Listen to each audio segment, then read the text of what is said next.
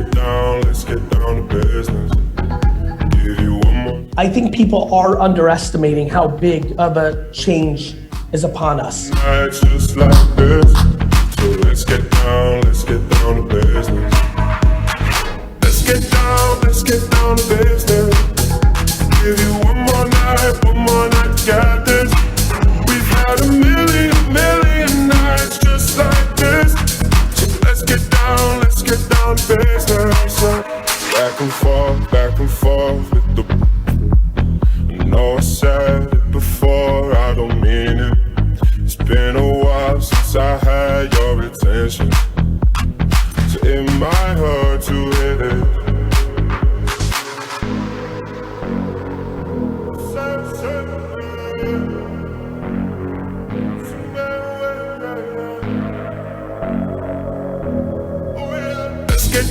Let's get down to business. Give you one more night, got this. We've had a million nights just like this. So let's get down to business. Come back over here. The hall's off, I'm not responding. That'd be embarrassing. Is this working again? All right, good. Well, cool. Welcome, Doug. Good to see you. Everybody's had to listen to me for like 2 days, so it's nice to have you here. Real quick, this is about consumer-centric innovation, which is like really awesome marketing buzzword that has probably taken the mantle from big data at this point in terms of overused marketing terms. And so, but you're here to represent innovation. So tell everybody here, and I know your reputation probably precedes you, but for those of you that don't know you, a little bit about your role, and then how do you define, that consumer-centric innovation as the way that we think about it here at Nestle? Sure. Hello, everybody.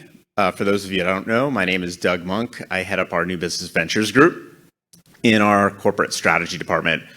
And just jumping right in, innovation, like you said, is a huge buzzword. It's used everywhere. It kind of loses its meaning after a while.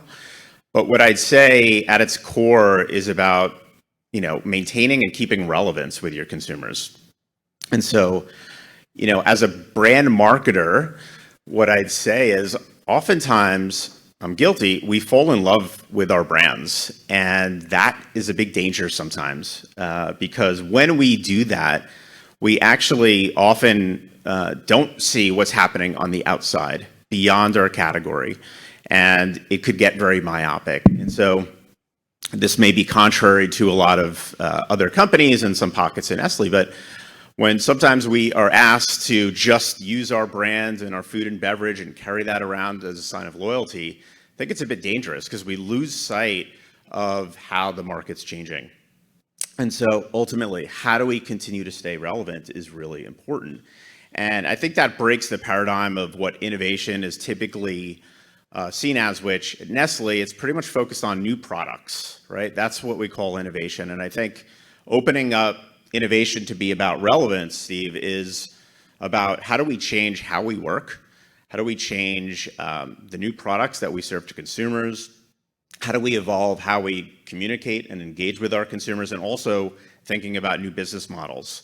What other ways can Nestle evolve to drive growth within its organization? So those are the key things. I think for people in the room at Nestle, one of the key things that we've changed in terms of how we define innovation on new products is really focusing either on our core, what we call bulletproof the base, which is how do we really focus on improving our top 20% of SKUs, which represent about 75% of our revenue. Look at different case packs, different price pack architecture, and just making that food incredible. And then on the other end is incremental innovation, where in the past, a lot of our innovation renovation focus has been about new recipes, new SKUs, seasonal, customer specific requests. But how do we start thinking about driving category growth? Not as much brand growth, but category and brand growth. And so that's kind of the shift in the mindset that we're trying to drive here. That's great. So for you, though, I talked a little bit about... Hey, wait, mine says moderator. Yeah. Yours says speaker. Yeah, but we're changing this up a little bit. So it says Fireside Chat. I don't want to be the sole focus. I mean, deep down. I only have questions here, so seems very egocentric. So I'm going to put you on the spot. But we talk about innovating the consumer experience. So thinking about outside of products, How are you navigating that, and how are you seeing that in the world in which we play? Good question, pseudo moderator. Yeah, from a CX perspective, I mean, if you think about it, I always kind of think about it from a consumer's perspective of tensions, right? It's really around addressing tensions. And I think if you're innovating in this space where you've got consumer tensions, category tensions, brand tensions, tensions that are inherent to the brands that we have, as well as culture, if you can find innovation at the core intersection of all of those areas, that's where like magic is made from an innovation perspective, right? That's when consumers will really perk up and listen to that. I'll give you to your non-product example. So I'll go way back in my career. I worked on an agency. I worked on the Postal Service. Super exciting, I know. But we worked in package shipping. And if you unpack, no pun intended, that industry, when you start talking to consumers, where's the tension at? Right? And the tension is you go in with your stuff and you try to ship it, and you walk into the store and you're like, wow, that's going to be $72.95. Thank you. And it was painful, right? And the Postal Service had a product that they sold, and they're like, well, we have this product. It's this one box thing. You just shove whatever you want in it, and it's one price. We're like, wait, hold on a second. If it fits, it ships for one flat rate. And they're like, yeah, that's it. And we're like, that's money in the bank right there, because it addressed all of those tensions that were inherent in the brand, in the category, and everything else. And so I think if you can find those innovations, and in their case, it was sitting on the shelf as something they already had and didn't even have to come up with, that's where you can find true innovation, because it's really addressing the needs of the consumer and the category and even culture at some times. All right, I'm going to shift things up a little bit. So this kind of goes out the window, Steve. But I love this notion about tensions, and I think oftentimes we have this natural tendency to jump to solutions real fast. I think when I think about individuals, our culture being very achievement-oriented, we love certainty, right? And so sticking with the problems is really important. And you talked about tensions.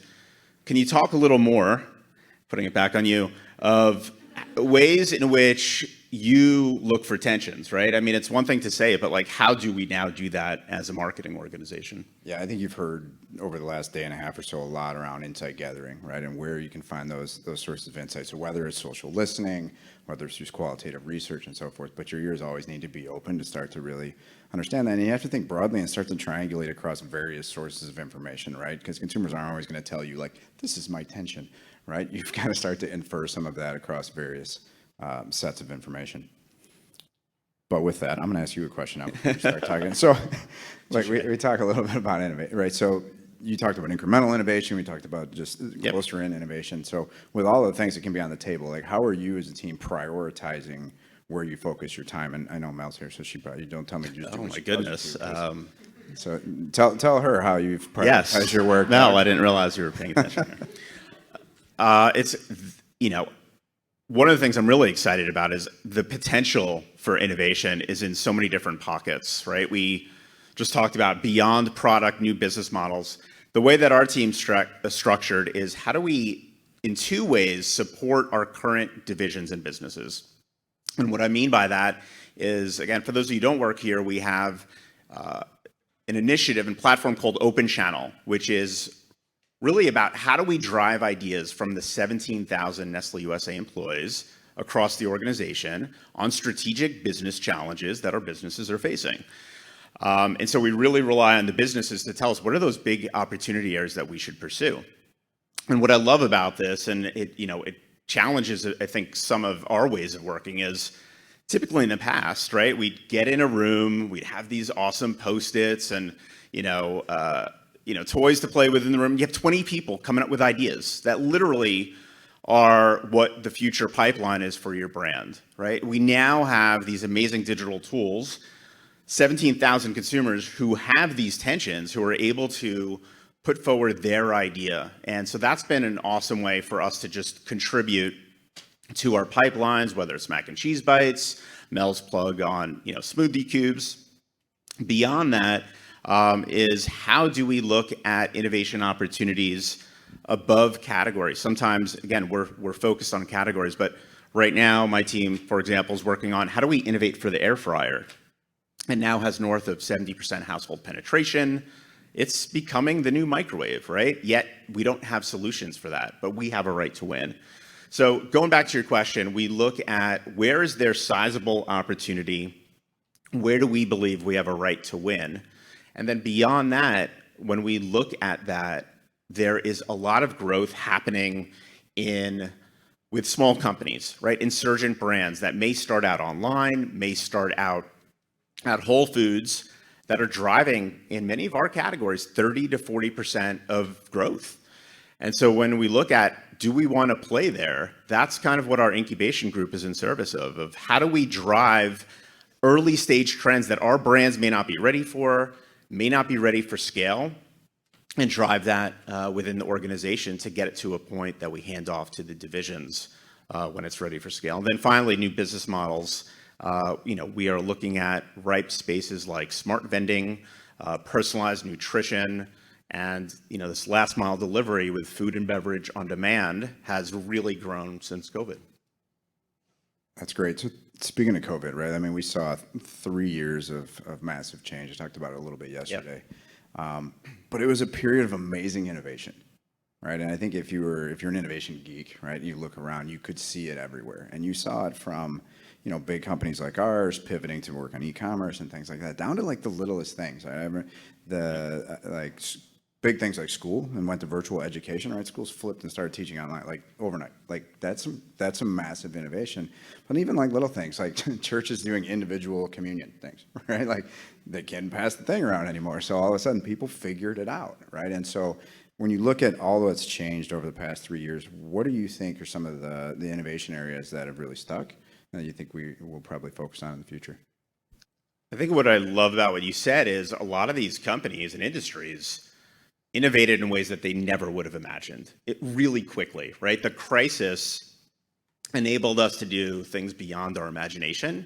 And I think that was really important in us understanding, like, let's challenge our own assumptions about what we can do, right? We used to look at our new product pipeline, be like, yeah, we could get it down from 18 months to maybe 14, maybe 13. But when forced to do it within 3 months, forced to drive supply that is now driving 20% growth in categories that typically do 1% and 2%, to figure out how do I work collectively on a computer when I'm not sitting next to my team, we did that in days, right? And so I think that is just a big shift from COVID that I think has opened our eyes to sometimes we put constraints on ourselves of what we can do. And I think hopefully that has enabled all of us to challenge our paradigms that we have in our mind of what can we do, right? Like just because it used to be this way doesn't mean it should. So that's one thing. I think the second thing, and I'm sure you guys talked about a lot about this, is continuing to drive that shift toward in-home, right? For me, breakfast every day pre-COVID was having a perfect bar on the way to work, very convenient. Having kind of now lived hybrid, it's been breakfast, yogurt, spending time with the family. Those are pretty significant shifts in behavior that have stuck. And I think beyond that, with where we are from a recession standpoint, I think it'll stick even more, right? Consumers are still hesitant, and we're seeing it, spending money at home. It's very costly. Labor costs are high. Food costs are high. And, even these delivery services, with all the fees they add on, is going to continue to drive consumers to look for value, and that will be at home. And so that's what excites me about the shift that I think will stay from COVID that could enable us, one, to innovate in ways that we haven't before, and then secondly, in ways where hopefully we challenge our paradigm of what that looks like. And then finally, just one thing is, and our CEO, Steve Presley, talked about this, is his biggest fear, the thing that keeps him up most at night, is complacency.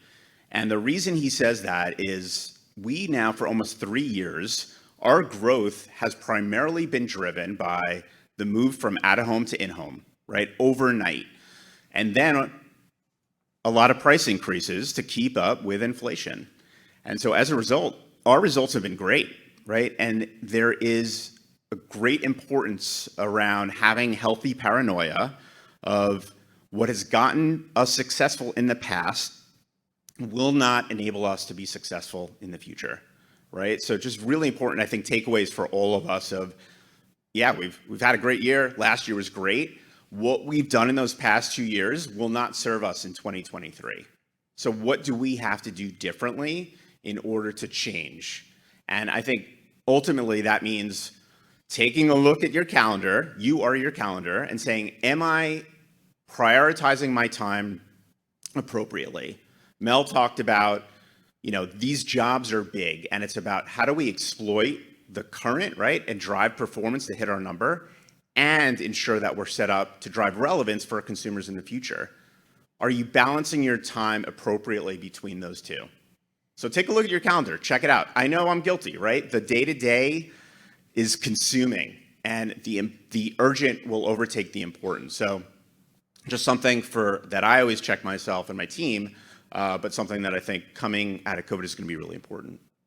That's great. I think I'll build on that, even though you didn't ask me. Yeah, please do, because I have a question that it was going to just. Well, then ask your question first. And well, Steve. I mean, you and I. Am I asking the right question? I don't know. It doesn't matter. Please, I shouldn't have stopped you, since we've been jumping around here. But no, please build on that. I think what you're getting at, this idea though, is like what got us here is not going to get us where we're going, right? And I think Mel talked about it yesterday with what if. Right? And what if we didn't do things this way? What if we thought about the world differently? What if we thought about our categories differently? And I look back at, I'll date myself heavily here, but I look back at my career, right? And I have two experiences where, what to do and what not to do, right? So I worked at Borders Books, rest in peace, for those of you that are old enough to remember it, right? And I worked at Domino's Pizza. And I lived through the time of Borders Books where we thought about our industry, and we said, look, we're a retailer. This is the world we live in. We're a bookstore. Our competition's Barnes & Noble. We got this e-com website thing. It's kind of margin dilutive. Mm-hmm. It's tough to run. Takes a lot of people. You know what we could do? Let's let this little Amazon company run it. That'll work. And all of a sudden, we got rid of the profit drain, right? Back then, Amazon was a small business. And most people that don't know, Amazon got their start selling books and music, and they ate Borders Books from the inside out. They took all the customer data, they took all the online sales, and they took the business over, and that was it. Like by the time Borders was able to get out of that contract, they were out of business. They didn't look past their current business, their current category, the way that they saw that, and said, no, we're a bookstore. They couldn't see around the corner. Contrast that with Domino's. We're going to say something? How do I cut you off? You were pretty excited. I was going to ask. I mean, to me, a lot of our discussions have been around the turnaround at Domino's, which I think is a perfect example of a company that was falling in dire straits and realizing it needed to change, otherwise it wasn't going to survive. It was going to go the way of Borders. So tell me the difference of what not only the approach, but the culture, and how was that different at Domino's that inspired the change that was necessary versus what you experienced at Borders. Yeah, and this goes back to your point on Steve's note around complacency too, because at Borders, we were building stores and you make money hand over fist, throw up a store, make a ton of money. It was great, right? So they weren't desperate. They weren't scared. They just had to fix this little profit problem with the website. At Domino's in 2009, I think our stock was $3. Like, it was bad, right? And desperation is an amazing motivator for innovation, right? And so we had to change everything. And if not, that company was going to go the way of Borders. So a little bit of it was motivation because of desperation. And I think that's why Steve says watch for complacency, because it's easy to be complacent when you're not desperate, right? And so at Domino's, though, we were desperate, right? Stock was bad. Franchisees were closing stores left and right. It was a bad place to be. And so we reinvented the pizza. We changed a lot of things. And we started to think around what's around the corner. And I still have a copy of the slide, but it was like a leadership meeting from like 2013, 2012. And we said, these are not going to be our competitors. Papa John's and Pizza Hut. We said, these are going to be our competitors. And I think we had eBay Dines, Amazon or Google Food, and Amazon Eats. We made it up, but we weren't that far off, right? The idea was like, this is going to be the world that we're going to live in. And there's only going to be one way to succeed there, is to think like a technology company that happens to sell pizza versus a pizza company that happens to sell things online, and then you start to make different decisions. We went down that path, we made those transformations, and now I think like 80 to 85% of their sales come through a digital platform, right? They're a completely digital business at this point.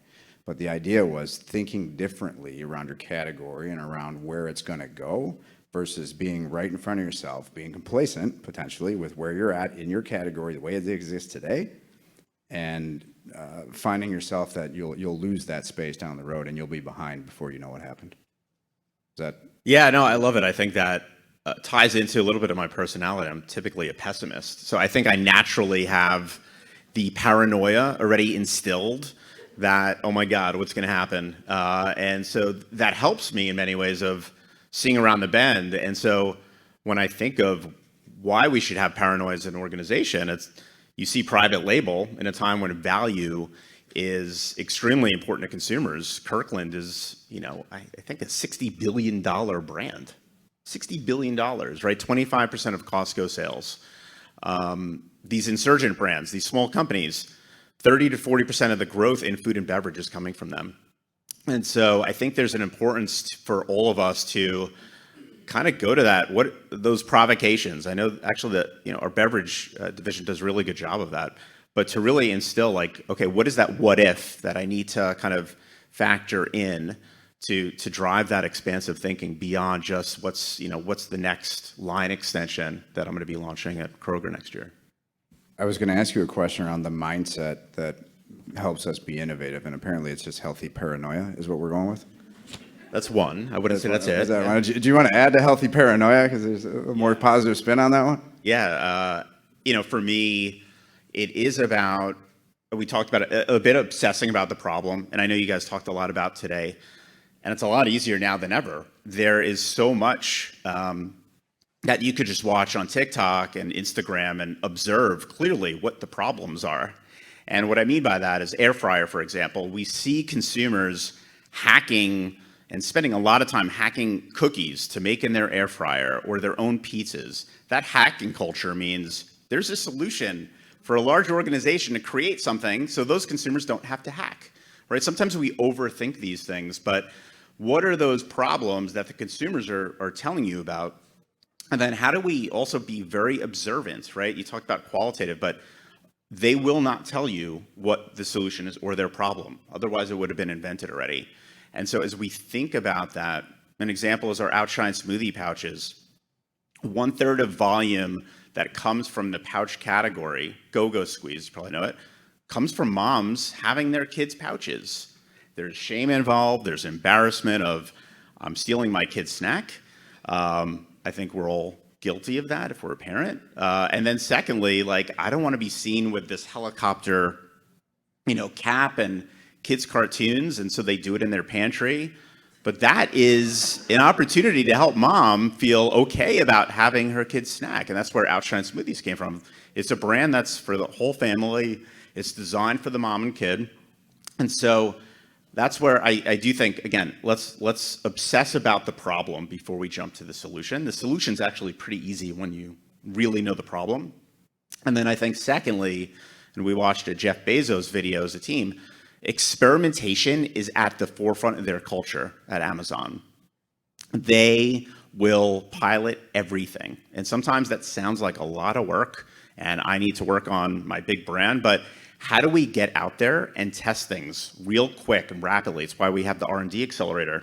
We go from problem to in-market results in 6 months, right? Like, we never had thought about that. How can you think about doing experiments to learn and also shape the way of your innovation, right? Like, learning from consumers is the best way. Sometimes I think, and in the past, guilty of this, we spend so much time making the solution just perfect, and then we test it with the consumers. It either fails or succeeds, but it won't hit the consumer for 18 months.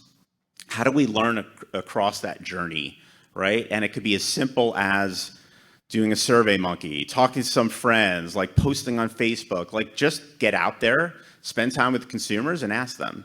Just like a lot of the entrepreneurs that we have with us today and startups, they don't have the money to do the things. And that's actually works in their favor, right? I think having the ability to just be scrappy and entrepreneurial will be important for us in terms of our ways of working.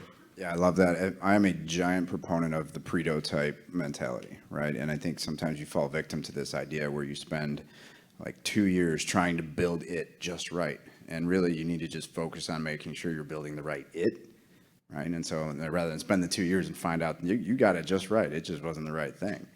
Right, and so it's around this idea of this Pareto type mentality to take the small thing, and make sure you're solving the right problem, you're addressing the right tension before you spend 2 years trying to perfect it and finding out that's not the right thing. Like the guy, I can't remember his name, the guy that invented like the first PDA, which is like not public display application, but the predecessor to the cell phone. like at least literally carried around a block of wood in his pocket for like a week, like, which is how big they were. But the idea is that, like, would people do that, right? Like, make sure that that would solve the problem, right? Before you start perfecting all the intricacies of the working system and so forth, right? And so definitely agree with you on that.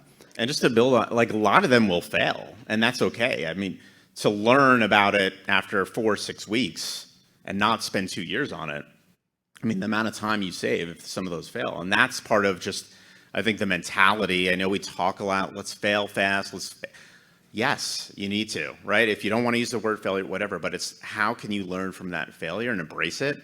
And also realize we are hardwired for certainty, right? Especially as high achievers. So how can we lean into that discomfort, knowing that we're going to fail, knowing that we don't have all the answers, and be okay with that?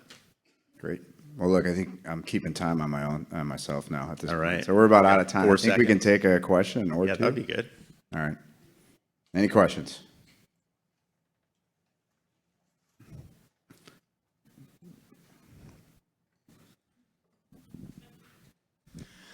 Hi, my name is Daniel Davidson. I work in consumer insights, and you know me. I work for you.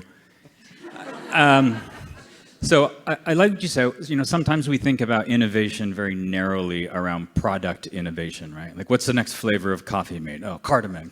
Or how are we going to make the flip top like a one-handed thing so you can hold the coffee in the other hand while you pour, right? Coffee Mate team, you're free to take those ideas and run with it. But, you know, we don't sell products. Private label sells products. We sell experiences, right? We don't sell lasagna. We sell Stofers, and more importantly, we sell the family coming together and enjoying a good meal. How do you think about innovation around that experience? Because right now I see it's mostly the brand teams, the divisions that craft those experiences. So I just wanted to know, is there an innovation element around creating that brand feel that tees up the product that they'll consume? That's a great question. I think you need to factor everything in terms of what the solution is, right? So to your point, just looking at the product, oftentimes is not enough, right? It's not going to connect with the consumer in the way that they want. And so there are some categories that I think lean into experience more, especially if it's more of a social environment, and some that really are more utilitarian. And so I think it's understanding, it goes back to what's the problem you're trying to solve for consumers? Is it about bringing their family together, or is it about, I need to get this nutrition in 30 seconds or less, and I'm not able to do it because I'm just running out the door? And so it really depends. It all comes back to what are you solving for? And so ensuring that experience is part of that we're not just focused on what is the product, what are the benefits, the reasons to believe. And so that, and Mel and I have talked about this, is how do we bring in the communication and positioning earlier on in the innovation process? Because sometimes it's, here's the product, we hand it over to the comms team, and it's like, okay, can you guys take it over from here? And so I think the evolution is how do we bake all of that in at the beginning? Yeah, I'd agree with that. And I think the shameless plug for the insights folks in the room, right? It comes down to just having great insights, right? So there's a difference between just having data, and those data in and of itself is worthless. Then there's kind of analytics, which tells you what the data says, but doesn't really tell you a whole lot and tell you what to do. Then there's the actual insight that goes with it, right? So along the lines of the Coffee Mate example, just for that sake, right? There's the idea of, yes, that people would love another flavor. But at the end of the day, it's the data or the insight around the role it plays in the morning ritual, and the fact that I can't get out the door without my cup of coffee. And if I'm out of Coffee Mate, that has basically screwed my whole day up, and no one's going to want to cross my path. And of course, like getting down to the level of insight and tensions that the products actually meet for our consumers is innovating at that point, not just on the functional benefit of, yes, it'll make my coffee a little bit better type of thing. One more question up here. Hi, Laylee Doer, Natural Bliss. I don't know if we're actually sharing, but I don't know who also wants to answer it. But following up on what you're saying, Steve, I took a nutrition entrepreneurship class in business school, and we spent a day a week just talking to consumers and understanding a nutritional problem that they are facing, and then had a brand come in that solved that problem. And I'm curious if there's an insight in your past that unlocked an opportunity. And I guess an example that we had learned about in class was with new parents having that anxiety around how do you provide for your child everything they need and not having the time for it. And so we had Raised Real come in to explain. So I'm curious if there's an experience or a moment in your past where there was that big unlock moment, and how did that drive the innovation forward? I can answer that one. Thanks, Doug.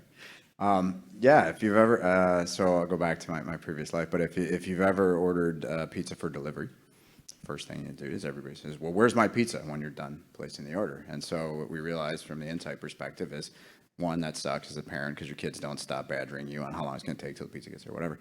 And the reality is that not knowing what's going on between the point in time where you order pizza and it actually shows up at your door with a delivery guy was a big tension for consumers. And so we, at Domino's, we created the Domino's Pizza Tracker that showed you where your pizza was at in the process. And at this point, it sounds kind of nice.